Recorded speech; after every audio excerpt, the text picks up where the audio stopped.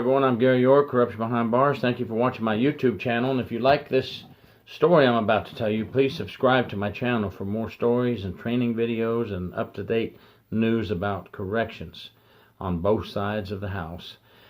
Today I want to talk to you about a young civilian school teacher who was having sexual relations with juvenile inmates at Hillsborough Correctional Institution, Florida.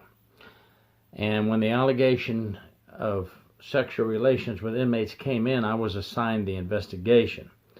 Just to get you started on how this all came about, she was a GED teacher, approximately 26 years old, and she taught GED classes to juvenile inmates mostly between the age of 14 and 18. There might have been a 19 or 20-year-old in there sometimes. These were juveniles sentenced in Florida as adults for their crimes.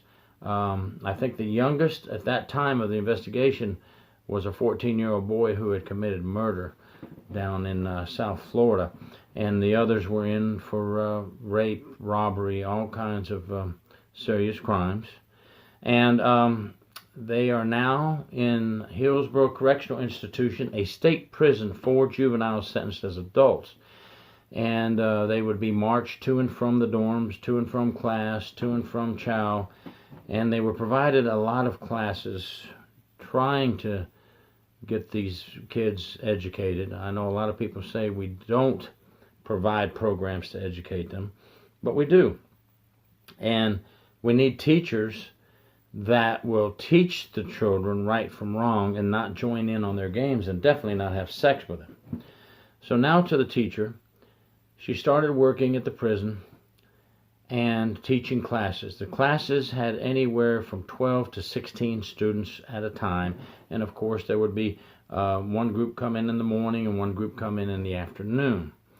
And correctional officer staff had started to recognize that she was maybe over friendly with the juvenile inmates, and they did the right thing. They reported it to their security management, who then reported it up the chain of command, who then reported it to the education supervisor. It was left in the hands of the education supervisor to speak with her and warn her and correct her on her actions. The education supervisor reported back that he spoke with her, all was well, and assured there was not going to be any problems between her and the juveniles.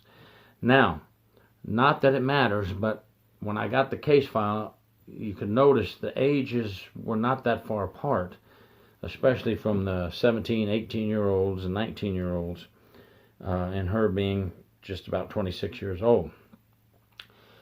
She was well watched in the prison, I learned during my investigation. When she would go to the staff dining, the male staff that thought they were players seemed to gravitate toward her, would sit at her table with her, talk to her, try to flirt with her, but they had no luck. And we learned later why. She had smaller fish to fry, the juveniles in her classroom. So the staff members that were trying to go out on a date with her, and I did learn through the investigation several staff members had asked her out on a date, and they better be glad that she turned them down. So things go on, and now an inmate reports to a lieutenant, and this lieutenant has been a longtime friend of mine, and he's a very good lieutenant, and the inmate knew that he could go to this lieutenant because there was a rapport. The lieutenant would go by the rules and regulations and walk the line, but he'd earned a bond or a trust with the inmates in a security manner, not a friendship manner, that if the inmates told him something, he could be trusted. And this inmate told the lieutenant that the teacher was receiving cash money to have sex with the inmates when she would give a break or allow an inmate to go to the restroom. They had to walk out of the portable classroom. The classroom was set up in portables, a lot of the classrooms were, and they would walk out of the portable with permission from the teacher to go use the restroom right out, attached to the main building, but outside of the main administrative building. And they would go in there to use the restroom. And he said the inmates would give the cash money to the teacher in the classroom. When they took a break, she would go have sex with them. When the lieutenant asked, "Why are you reporting this?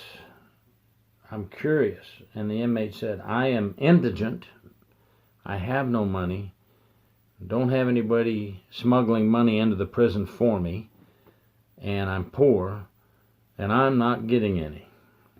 Straight up. And listen, folks, we know this happens. Inmates know that another inmate is having sex with someone, a staff member, and they're not getting in on the fun. Well, guess what? If they don't get in on the fun, there's going to come a day when they're going to tell, or somebody's going to tell. And that's what happened here. So I get the case file, I come down and I meet the inmate and the lieutenant. We have the inmate called out on a medical call out so that nobody knows that Inspector York is there. We have a location to speak to the inmate, and he tells me how it all goes down. You know, she gets the cash anywhere from $40 up, but for $40 you can have sex. So I asked the inmate if he had $40 cash, would he be able to approach her and give it to her, and in return have sexual favor. He said, "You sure can. As long as you got the cash, you can have the sex." But we informed him we're not going to have the situation go on into the sex part. Don't worry about how we know when to stop the situation. You just give her the money we provide you and talk to her and make the arrangement, and we'll take care of it from there. And he agreed. And we got with the state attorney's office, and they agreed to let us do this. We always have to talk with the state attorney first to tell them what we're doing. Of course, we have to talk with our supervisors in Tallahassee to inform them what we're doing, because in this type of investigation, you do not want to have an inmate harmed or hurt during the investigation, because there's big problems for not just the inspector, but for everyone involved. So I go down and I get some funds from our state funds, and we photocopy the money so that we know we have the right serial numbers, and we give the inmate two $20 bills. We photocopied the money front and back. We have the serial numbers. We go on record on tape recording that we are now giving inmate so-and-so two $20 bills, serial number such, such, and such. The lieutenant is there with me to give me a witness. The lieutenant will go on the compound with his normal duties, but he will be aware of what is going on, and he will help us with the security aspect. We don't want this inmate to get in any danger or get hurt. I have, in the meantime, contacted the Sheriff's Department IT folks and detectives, and they have been very nice enough to help us and provide their IT folks. Before we gave the inmate the money, we went in the classroom the night before.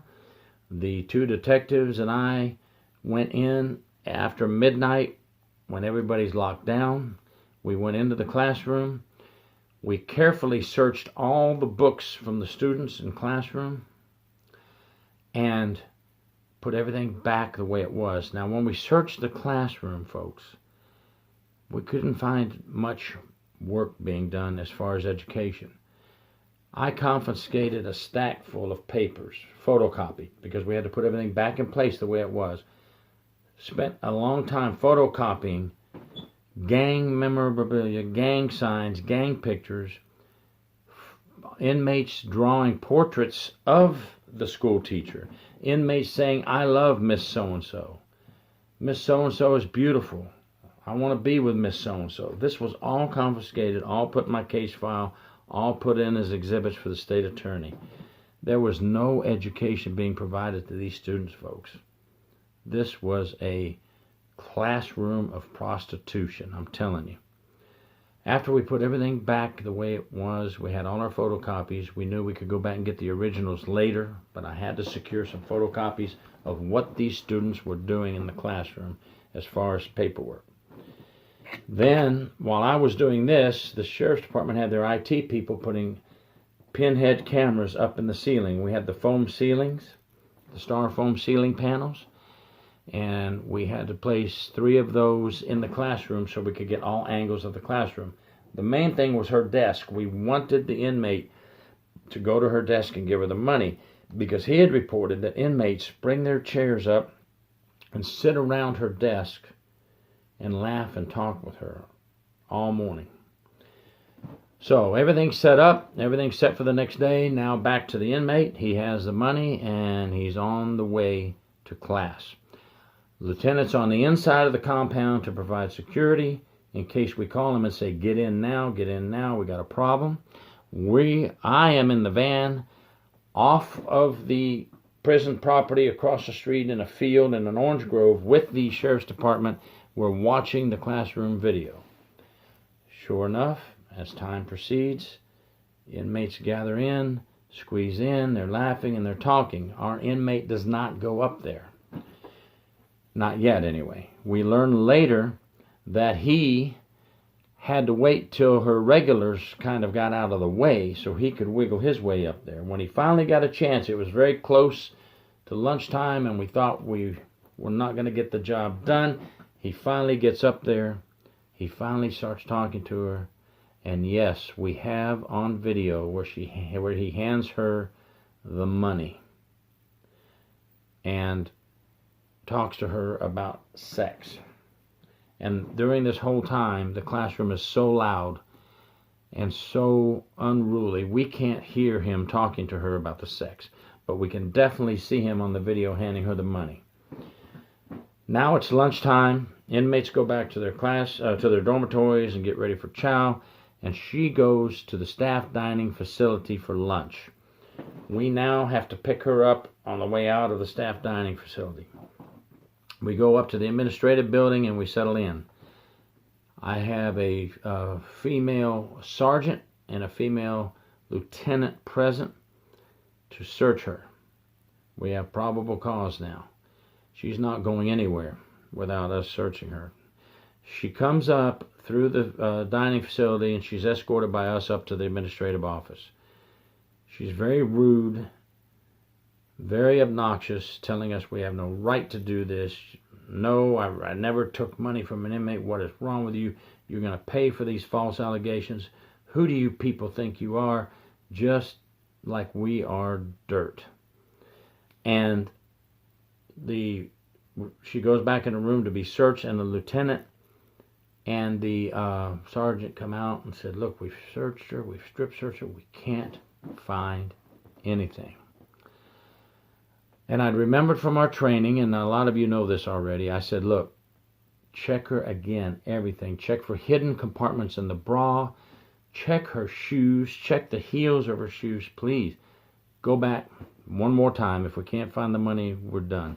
A few minutes later, the sergeant comes out with a shoe with a thick heel. She turns it. Our money's in there, folks. She is arrested, taken to jail. Of course, she bonds out. And I do my investigative report. I send it to the state attorney's office. The sheriff's office does their report on their part. They send it to the state attorney's office.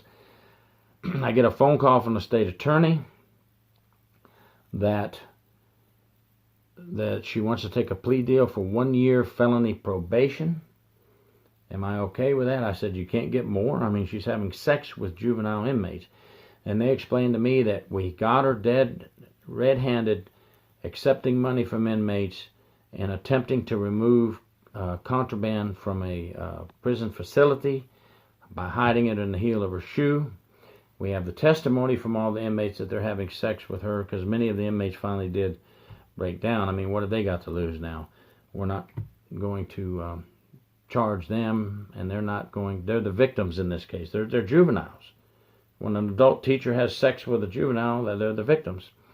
So they know this. They're smart enough. These guys are young but manipulative and know how to do it. And when they first saw this teacher, their juvenile minds were spinning, and they were ready, and already their minds were going on how they were going to manipulate her. We found out later through inmate testimony and things that we found that they were already started at the very beginning drawing her pictures and giving her notes and telling her how beautiful she is, and she accepted it. This girl, this teacher, could have gotten a date anywhere from staff members or people out on the street, but she chose to make money with juvenile inmates. Long story short is, we had no video of sex because we're not allowed to let it go that far. We have no proof that she had sex, only the testimony of the inmates. So she got a year and a day felony probation, lost her job. I made sure to send a copy of the investigation to the Education Department in Tallahassee, Florida, to pull her teaching license so she could never be a teacher again. So we got her out of there, folks, but we need more. We need people having sex with inmates to go to prison. This is just one story of several cases over the years that I did in Florida prisons with staff members having sex with inmates. And that's the way it goes. And we'll have more stories like this for you in the future. I like to do one every now and then in between a training video or what's happening now video. So we have a variety on my channel. Please subscribe to my channel. And thank you for watching. I really appreciate it. Thanks for your comments.